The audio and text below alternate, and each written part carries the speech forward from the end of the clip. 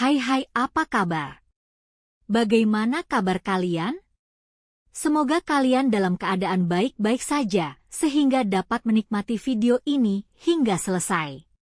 Hari ini kita bakal bahas drama jual beli. Sebenarnya saya membuat video ini karena untuk pembelajaran saya juga karena saya seorang pedagang.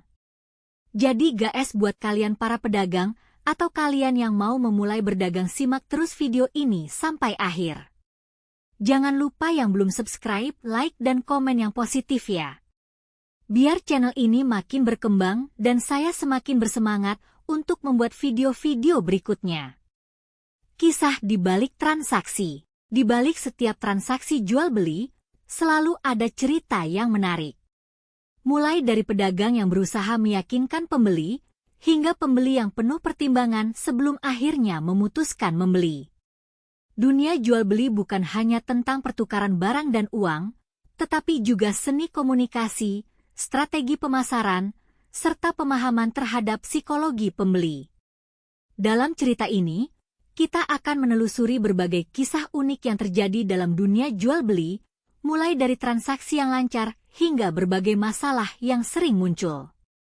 Cerita pertama, pembeli yang tidak pernah puas. Di sebuah toko pakaian di pusat perbelanjaan, seorang pelanggan datang dengan wajah penuh antusias. Namanya Bu Rini, seorang ibu rumah tangga yang terkenal di kalangan penjual sebagai pelanggan yang sangat detail.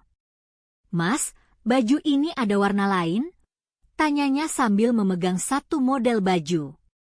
"Ada, Bu. Ini ada merah, biru, dan hitam," jawab penjual dengan ramah. Bu Rini mulai melihat satu persatu, lalu mulai menimbang-nimbang.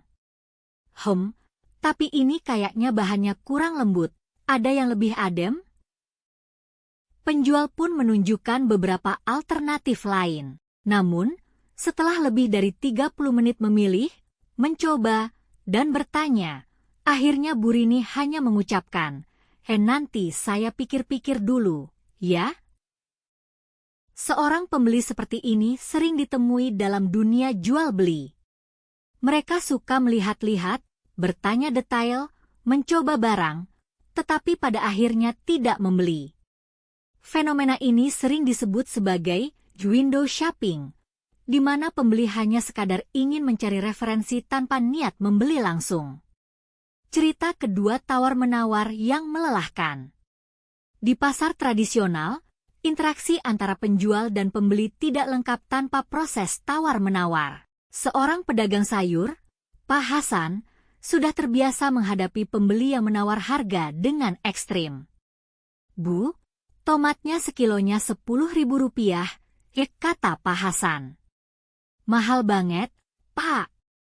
Saya biasa beli Rp5.000 di tempat lain," kata seorang ibu. Pak Hasan hanya bisa tersenyum.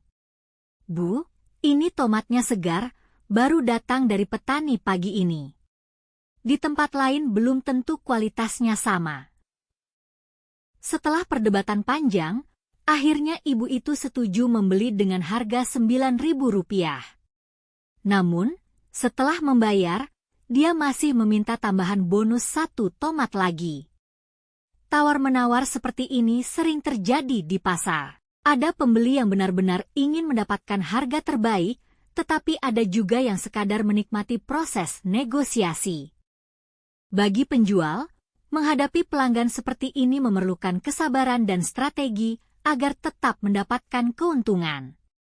Cerita ketiga, pembeli yang menghilang setelah memesan.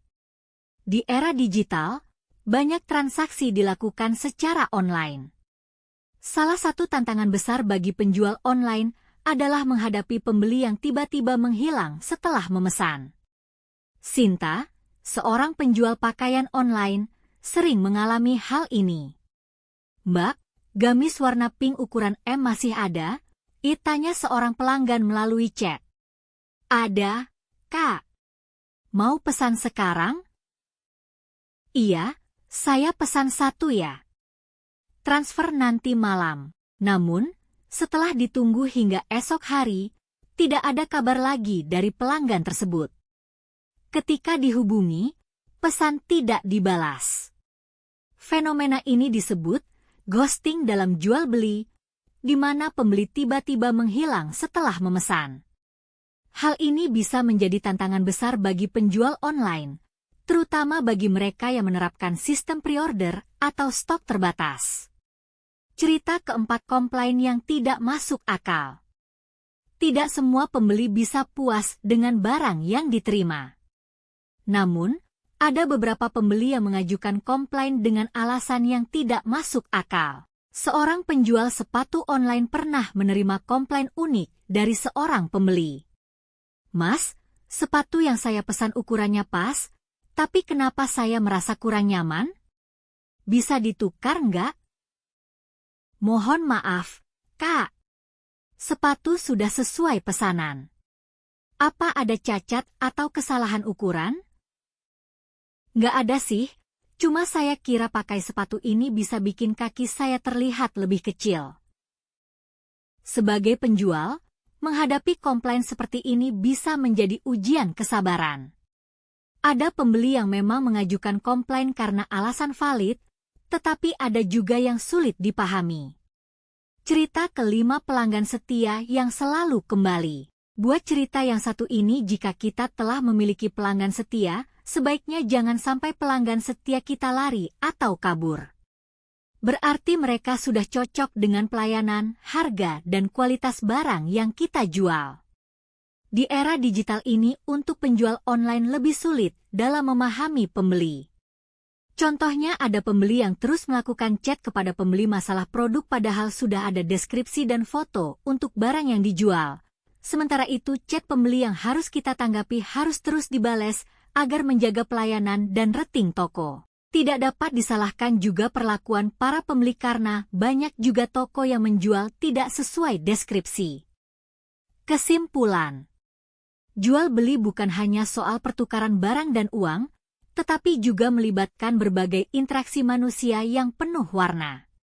Dari pembeli yang teliti, yang suka menawar, yang hilang tanpa kabar, hingga pelanggan setia, setiap karakter memiliki cerita sendiri yang membuat dunia jual beli selalu menarik untuk disimak.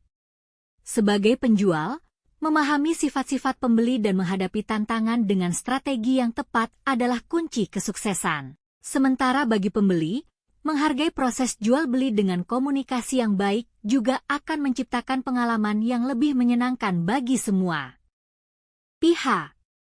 Kisah jual-beli akan selalu berkembang seiring waktu.